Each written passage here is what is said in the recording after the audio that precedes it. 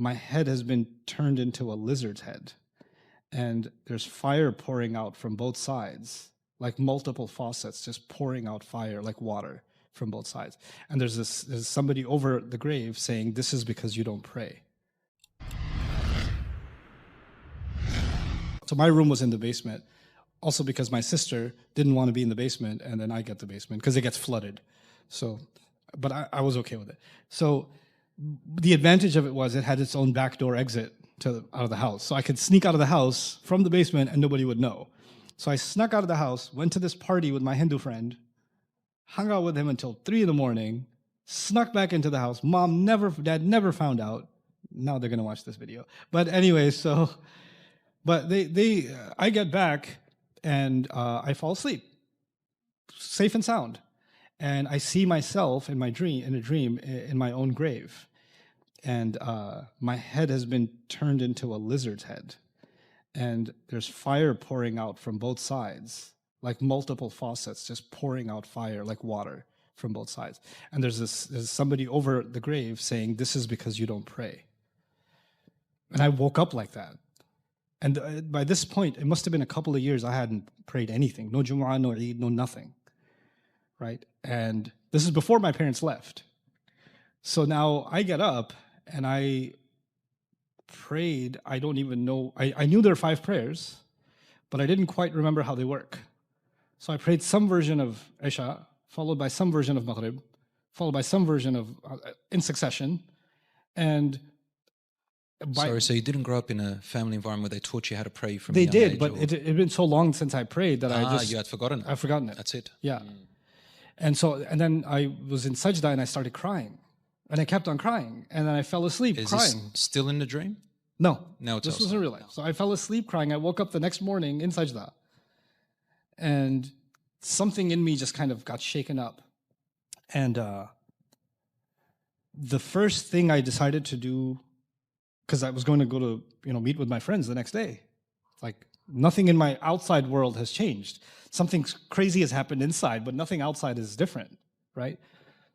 My friends are like, "Hey, you want to go get some pizza?" No, I don't want to go. I don't want to do this. I don't want to do this. I start pulling away from all of my social acquaintances, right?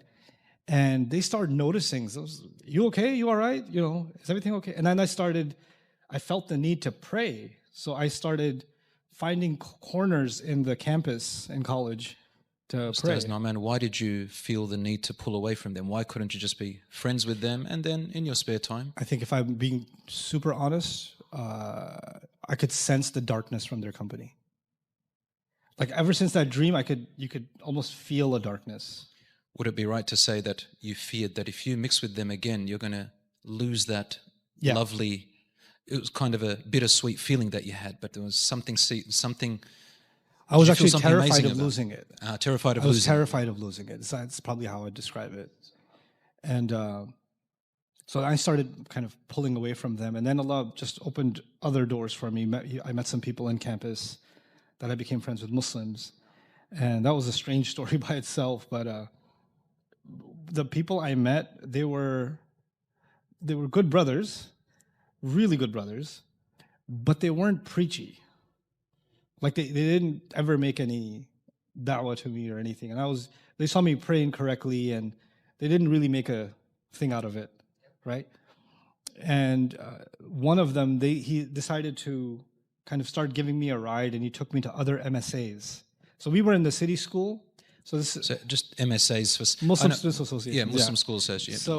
So we were in the Muslim club in our college, in Baruch College, and ours was a city school. So the city college or city university, it's cheap. It's like $1,600 a semester was considered cheap, and I think it's much more now. But just up the road in the city, uptown, was Columbia University, which is like $20,000 a semester, which is now probably $50,000. I don't even know how expensive they are now. But they had an MSA, and they were having a meeting. And the guys, my friend said, "Let's go to their meeting." I was like, "Rich school meeting? Yeah, let's go." And I'm sitting there listening to these people that are... Is this the first experience for you in your life to see something like that, where people are actually trying to make projects to help people outside? First time. It's not just first time to see that. These people are my age. Like everybody I knew until now was, you want to go play basketball, you want to get some pizza, you want to go watch a movie, you want to go do something stupid. Like this was life. And did you think at that time that religion was kind of for older people? Only older Yeah. people do stuff like that? Yeah. There's still time to In get fact, to I that. never even thought about stuff like that. My universe wasn't that big. It was a very small world in my head.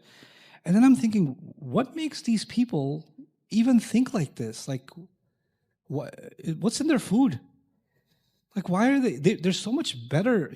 They're much better human beings than I ever thought I could be. What is it about them, right? And it was my friend who took me there. Didn't say anything on the way back. He's like, "What did you think?" I was like, "I don't know. That was weird." I was like, what was weird about it? Tell me what was weird. I was like, these people are so awesome. He goes, "Yeah, I know. You want to go somewhere else that's awesome?" I was like, "Okay, yeah." So what he did for me is he introduced me to a masjid in Queens, in Flushing, in Ramadan. He took me to a program because he knew I had learned English, but my native language is still Urdu, right? So English is my second language, technically my third, but still my second language. And there was a scholar coming from Pakistan who was going to do a dawrah of the Quran in Ramadan. Before that, I had read maybe a little bit of the Yusuf Ali translation of the Quran, and I found it extremely difficult. And I just put it down. I was like, I can't, I'm trying to make sense of this. I can't.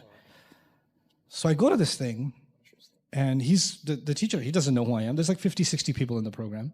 I start listening to him talk. For a good hour, he's just explaining this portion of the Quran.